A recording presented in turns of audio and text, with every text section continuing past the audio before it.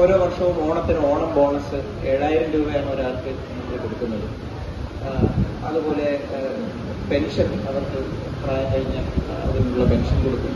ഇതുകൂടാതെ വിവാഹ ധനസഹായം, മരണാനന്തര ധനസഹായം, ചികിത്സാ ധനസഹായം, ഇങ്ങനെയുള്ള ധാരാളം കാര്യങ്ങൾ.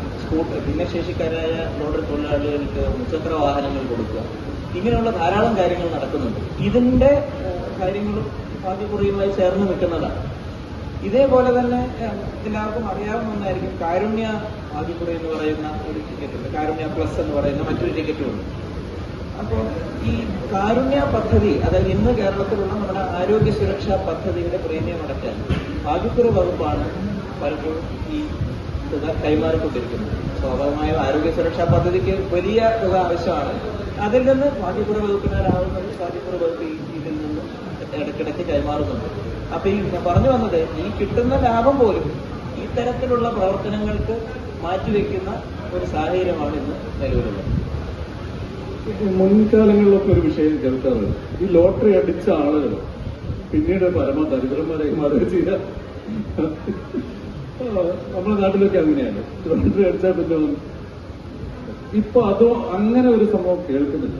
ഞാൻ മനസ്സിലാക്കിയത് ലോട്ടറി ഡിപ്പാർട്ട്മെന്റ് തന്നെ അങ്ങനെ എന്തോ ഒരു സംവിധാനം ഏർപ്പെടുത്തിയെന്നോ കേൾക്കുന്നുണ്ട്. സാധാരണ പറഞ്ഞാൽ നന്നായിട്ട്. ഭാഗ്യക്കുറി വകുപ്പിനും വളരെ സങ്കടമുള്ളൊരു കാര്യമാണല്ലോ. ഒരാൾക്ക് ഭാഗ്യം സിദ്ധിച്ചാൽ അത് ദീർഘകാലാടിസ്ഥാനത്തിൽ അവർക്ക് അത് അനുഭവേദ്യമാകണമെന്നുള്ളതാണ് നമ്മുടെ താല്പര്യം. അപ്പോ ഇതിനെക്കുറിച്ച് പല വാർത്തകളും പഠനങ്ങളും വന്നു. ഒരു 10 വർഷത്തിനൊക്കെ ശേഷം പലരും തിരിഞ്ഞു നോക്കുമ്പോൾ ആ ഭാഗ്യം അവർക്ക് ശരിക്കും അനുഭവേദ്യമായിട്ടില്ല. അതൊക്കെ പല വഴിക്ക് പോകുന്നതാണ് കാണുന്നത്. അപ്പൊ ഇത് ഒഴിവാക്കാനായി നമ്മൾ ഒരു പരിശീലന പദ്ധതി ആരംഭിച്ചു. സ്വാഭാവികമായും ഊഹിക്കാമോ, നമുക്ക് നിർബന്ധമായിട്ട് ഒരാളോട് എങ്ങനെ പൈസ ചെലവാക്കണമെന്ന് നമുക്കൊരു കണിശത കൊണ്ടുവരാൻ കഴിയില്ല. നമുക്ക് അവർക്ക് ആവശ്യമായ ഉപദേശവും ബോധവൽക്കരണവും നടത്താനേ സാധിക്കുള്ളൂ. അപ്പൊ അതിനുള്ള ഒരു സംവിധാനം ഇന്ന് നിലവിലുണ്ട്. അതിന്റെ ക്ലാസ്സുകൾ ഈ സാമ്പത്തിക മേഖലയിലെ വിദഗ്ധർ, അവർ ഇൻഷുറൻസ് ആയാലും ബാങ്കിങ് ആയാലും സ്റ്റോക്ക് മാർക്കറ്റ് ആയാലും മറ്റെന്തൊക്കെ ഇൻവെസ്റ്റ്മെന്റ് ഓപ്പർച്യൂണിറ്റീസ് ഉണ്ട്, ഈ അവസരങ്ങളെ കുറിച്ചൊക്കെ പൂർണ്ണമായി ഇവരെ ബോധവൽക്കരിക്കാനുള്ള, അറിവ് പകർന്നു നൽകാനുള്ള ഒരു സംവിധാനം നമ്മൾ ഒരുക്കിയിട്ടുണ്ട്. വലിയൊരു വിഭാഗം അത് കേൾക്കാൻ വരുന്നത്. അപ്പൊ അതിന്റെ ഒരു പ്ലാനിങ്ങും എക്സിക്യൂഷനും ഇവാലുവേഷനും ലോട്ടറി ഡിപ്പാർട്ട്മെന്റ് നടത്തുന്നുണ്ട് എന്ന് പറയും. മറ്റ് അന്യസംസ്ഥാന ലോട്ടറികളുമായി വലിയ വിവാദങ്ങൾ കേരളത്തിൽ ഉയർന്നവരാണ്. ഈ അടുത്ത കാലത്ത് അങ്ങനെയൊന്നും കേൾക്കുന്നില്ല. എങ്ങനെയാണ് ഈ അന്യസംസ്ഥാന ലോട്ടറികൾ നമ്മുടെ ലോട്ടറി അല്ലെങ്കിൽ നമ്മുടെ കേരളത്തിന്റെ സമ്പദ് വ്യവസ്ഥയെ ഏത് തരത്തിലാണ് അത് ബാധിക്കുന്നത്? എന്തുകൊണ്ടാണ് ഈ അന്യസംസ്ഥാന ലോട്ടറികളെ തടയുന്ന ഒരു നിലപാട് നമ്മുടെ ഡിപ്പാർട്ട്മെന്റ് സ്വീകരിക്കുന്നത്? ഒന്ന്, ഇതിന്റെ ഈ ചർച്ച ആരംഭിച്ചപ്പോൾ നമ്മൾ പറഞ്ഞതുപോലെ ഈ ലോട്ടറികളുടെ പ്രവർത്തന ഉദ്ദേശം എന്താണെന്നുള്ളത് വളരെ വ്യക്തമായിരുന്നു. കേരള ഭാഗ്യക്കുറി എന്തുദ്ദേശത്തിലാണോ പ്രവർത്തിക്കുന്നത് ആ ഉദ്ദേശത്തിലായിരിക്കണമെന്നില്ല മറ്റ് ഭാഗ്യക്കുറികൾ പ്രവർത്തിക്കുന്നത്. നമുക്ക് ഇതുവരെയുള്ള അനുഭവം മറിച്ചാണ്. അപ്പൊ ഈ ലാഭേച്ഛയോടുകൂടി മാത്രം പ്രവർത്തിക്കും, ആ ഒരു ഉദ്ദേശത്തിലേക്ക് ലക്ഷ്യം മാത്രം നമ്മൾ നീങ്ങുമ്പോൾ പലതരത്തിലുള്ള മൂല്യച്യുതികൾ ഇതിനകത്ത് വരാൻ സാധ്യതയുണ്ട്. അത് കോൺട്രോളർ ആൻഡ് ഓഡിറ്റർ ജനറലൊക്കെ പലതവണ പല ലോട്ടറി സംവിധാനങ്ങളെ ഓഡിറ്റ് ചെയ്ത് അതിനകത്ത് വന്നിരിക്കുന്ന പിഴവുകളെയും പിശകുകളെയും ഒക്കെ പറ്റി ചൂണ്ടിക്കാണിച്ചിട്ടുണ്ട്. ഒരു സംസ്ഥാനത്ത് നിന്ന് നമ്മുടെ ഇവിടെ വിറ്റിരുന്ന ഒരു ലോട്ടറിക്കെതിരെ ഇപ്പോൾ ധാരാളം 30-ൽ പരം CBI കേസുകളുണ്ട്. അപ്പൊ ഇതേപോലെയുള്ള ആക്ഷേപങ്ങൾ നിലനിൽക്കുന്നത് കൊണ്ട് ഈ അധാര്യത ഒരു വലിയ പ്രശ്നമായതുകൊണ്ട് നറുക്കെടുപ്പ് എവിടെയാണ് നടക്കുന്നത്, എങ്ങനെയാണ് നടക്കുന്നത്, ആർക്കാണ് സമ്മാനം ലഭിക്കുന്നത്, ഇതൊക്കെ വളരെ അധാര്യമായാണ് പലപ്പോഴും. ഈ സാഹചര്യങ്ങളൊക്കെ നിലനിൽക്കുന്നത് കൊണ്ട് നമ്മുടെ സമൂഹത്തിലെ ആൾക്കാർ ഇതിന് ചൂഷണത്തിന് വിധേയരാവാനുള്ള സാധ്യത നിലനിൽക്കുന്നു. ഇതുകൊണ്ടൊക്കെ കൊണ്ടാണ് ഒരു സ്കെപ്റ്റിക്കലായിട്ടുള്ള ഒരു കാഴ്ചപ്പാട് നമുക്ക് മുന്നോട്ടുള്ളത്. സ്വാഭാവികമായോ ലോട്ടറി ഇല്ലാത്തൊരു കാലമായിരിക്കുമല്ലോ നമ്മൾ സ്വപ്നം കാണും. എല്ലാ ആളുകളും സെൽഫ് സഫീഷ്യന്റ് ആകുന്ന ഒരു കാലത്ത് നമ്മുടെ ലോട്ടറിയുടെ ഒരു സാധ്യതയൊന്നും ഉണ്ടാവില്ല.